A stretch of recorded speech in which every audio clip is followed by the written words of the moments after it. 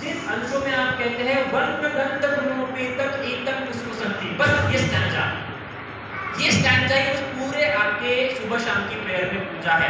बाकी सभी क्या है? वंदना है। ये एक शब्द हो गया। अब वंदना भी करते हैं, तो ये वंदना करते, वंदना करने वाले कौन है? ये वर्णन करने वाले कौन है? भक्तगण? भक्तगण लोग क्या है? नहीं, श्रावक। आप सब कौन है? भगवान के श्रावक। तो जब भी कोई बोलना रहेगा तो आप ऐसा बोल सकते हैं, भगवान का श्रावक, भगवान का श्रावक शिष्य, ये श्रावक संघ का हिस्सा।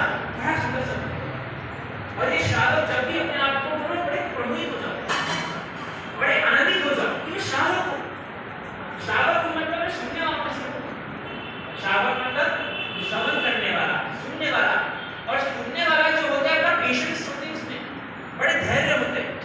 और धर्म तभी धर्म है जब आपने धैर्य उत्पन्न करें। और धैर्य तभी आता है जब दो व्यक्ति सुनने के लिए जानते हैं तैयार। अगर आप सुनने के लिए तैयार नहीं तो आपको धैर्य नहीं आएगा, और आप पे धैर्य नहीं आएगा तो धर्म कहाँ धर्म है? धारण करे तो धर्म है, वरना पूरी बात। सूरज उगे तो धारण है, धारण करना होता है। धारण करने के लिए धैर्य चाहिए। उन दो रिश्तों में कभी जम नहीं सकते जिनमें धैर्य ना हो। कितना भी ज्ञान क्यों ना हो, कितना भी पैसा कितना हो, कितने भी घर क्यों ना हो, पर आखिर में एक अच्छी नींद लेने के लिए धैर्य चाहिए। नींद के लिए भी धैर्य चाहिए, चलने के लिए भी धैर्य चाहिए, हर चीज को जाने के लिए, किसी चीज का आनंद के लिए भी चाहिए, धैर्य चाहिए। और धैर्य आता है धारण करके। धारण करने के लिए श्रवण करना आवश्यक है, और श्रवण करने के लिए श्रावक बनना आवश्यक है। और श्रावक इस बुद्ध शासन में बनता है। इसलिए बुद्ध ने अपने इसके लिए कहा श्रावक शब्द। इतने सटीक शब्द। इसलिए गुरु जी गोविंद का जिक्र करते हैं, भगवान के शब्द समय बदल जाता है, अर्थ बदल जाता है, तो इस शब्दों को समझना बहुत जरूरी है। शब्दों से एक साहित्यकार है आशुतोष राणा, आपने सुना होगा, बहुत प्यारा कहते हैं, जो अपनी भाषा को संभालता है भाषा उसे संभालती है। क्या कहते हैं? आपके जावेद अख्तर साहब भी बड़ा प्यारा है, जब आपके पास अच्छे शब्द नहीं है ना, तो आप ये नहीं कह सकते कि आप अच्छा सोच सकते हैं। अच्छा सोचने के लिए भी, गंभीर सोचने के लिए भी क्या होती है? अच्छे शब्द की आवश्यकता है। और अच्छे शब्द उसी के पास आते हैं जो अच्छा श्रवण करने वाला होता है। श्रवण से मनन होता है, मनन से धारण होता है, और धारण से तारण होता है। जब व्यक्ति धारण करता है तभी व्यक्ति करता है। भगवान का धर्म कार्य के लिए, तरने के लिए, अपने आप को पार करने के लिए, लेके जाने के लिए। विश्व का इतना सुंदर उदाहरण शायद किसी व्यक्ति ने अपने धर्म के लिए दिया होगा, अपनी शिक्षा के लिए दिया होगा। ऐसा उदाहरण किसी भी साहित्य में नहीं मिलता आपको। बड़े से बड़ा साहित्यकार भी अपनी शिक्षा के लिए इतना खतरनाक उदाहरण नहीं दे पाए जो बुद्ध ने दे दिया। ये उदाहरण छोटा नहीं, मुझे बताना चाह रहा हूं आपको, कोई मामूली उदाहरण नहीं है ये। क्या कहते हैं बुद्ध अपनी शिक्षा को? बुद्ध कहते हैं मेरी शिक्षा नाव समान है। इस विश्व में ज्यादातर लोगों की शिक्षा पालकी समान है। याद रखना, बात को समझिए। ज्यादातर लोग जब आपको पढ़ाते हैं तो पालकी समान पढ़ाते हैं, और पालकी को क्या करना पड़ता है? ढोना पड़ता है, लेके जाना पड़ता है। कंधों पे क्या आ जाता है? भार आ जाता है ना। पर नाव ऐसी होती है क्या? नाव पे खुद सवार होना पड़ता है। अरे पालकी ढोने के लिए किसी और की आवश्यकता पड़ती है, पर नाव एक ऐसी चीज है जिसको चलाने के लिए खुद की आवश्यकता होती है।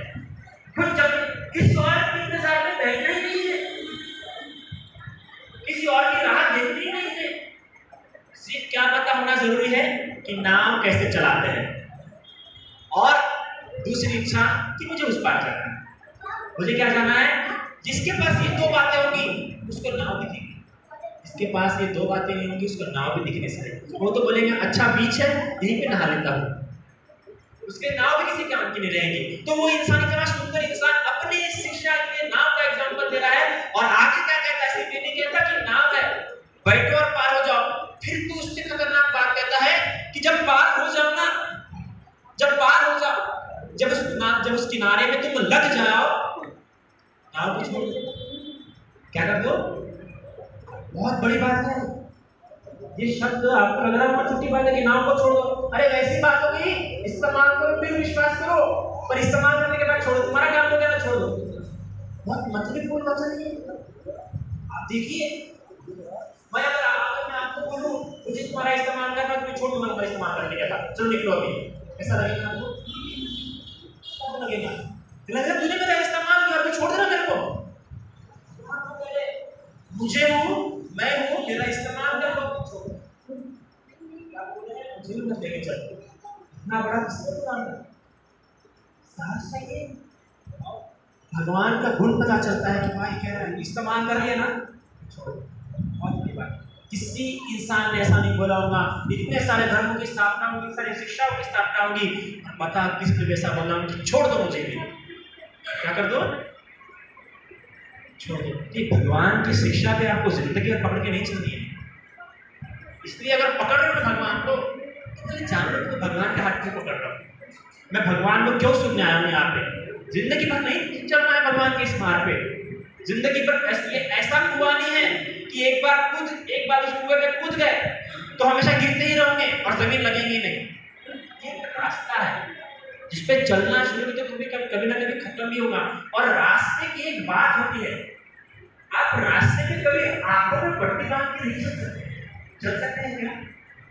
एक बाकी है, आप आंखों में पट्टी बांध के बैठ सकते हैं, इस बात को आप जान के चलना है, पर रास्ते में ऐसे नहीं कर सकते। अगर अंधा भी होगा ना तो अंधे को भी रास्ता पता होता है मुझे कहाँ जाना है, बात समझिए, छोटी बात नहीं है। अंधा व्यक्ति भी होगा अगर अपने घर से निकल रहा है उसे पता होता है कि मुझे कैसे काम लेना है, कहाँ से काम लेना है। अरे कब तक करता जाएगा लकड़ी से अपने, लेकिन जाएगा। तो ये अंधे व्यक्ति को भी रास्ता दिखाने वाला है। अरे इसीलिए तो जिस किसी ने भगवान की अनुवादित किताबें पढ़ी होगी, पाली साहित्य से शब्दानुशब्द अनुवादित, हम जैसे किसी भी लेखक को पढ़ लेते हैं, और इसमें पाली साहित्य से शब्दानुशब्द अनुवादित किताबें पढ़ी होगी, उसको पता होगा कि जिस किसी ने भी भगवान का धर्म भगवान के सामने भगवान के सम्मुख से सुना, जैसे भगवान का धर्म बता के खत्म होता, उनके मुंह से पता है सिर्फ 4 बातें निकलती, सिर्फ 4 बातें। जिस किसी ने भगवान के मुख से धर्म सुना, सिर्फ 4 बातें निकली सुन के, और हर एक के मुख से बोल कि